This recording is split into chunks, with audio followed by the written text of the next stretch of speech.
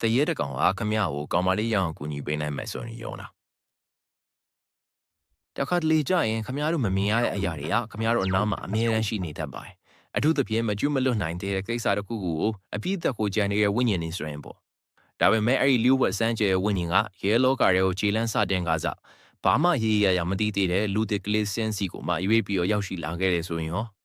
ဒီဇလန်လေးကတော့တာဝန်ထမ်းဆောင်ရင်မမျော့လင်မဲ့ကံကြမ္မာဇိုးနဲ့ရင်ဆိုင်လိုက်ရတဲ့စီနီယာရဲ့အရာရှိကြီးတယောက်ကသူ့ကိုလှုပ်ကြံသွားတဲ့တရားခံအစ်စ်ကိုပေါ်ထုတ်နိုင်ဖို့အတွက်လူတစ်ကလေးစင်းစီကိုအကူကြီးတောင်းရကနေစတင်ပါတယ်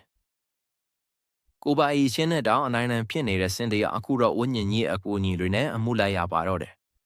မော်တက်တွေတုံးပြီးတော့နောက်ရောက်ခံလိုက်တာတွေလူနဲ့ဝိညာဉ်အကျိတ်ဆက်မမိလို့ဖြစ်လာတဲ့ဥဒတ်စီအလွဲချော်တွေကိုတော့တဝါကြီးရေမောရမှာပါဟာသာကြည့်ပြလားဆိုတော့မဟုတ်ပါဘူးအမှုရနောက်ွယ်ကအကျိုးကင်သူတွေကိုရင်ဆိုင်ရတဲ့အခါမှာ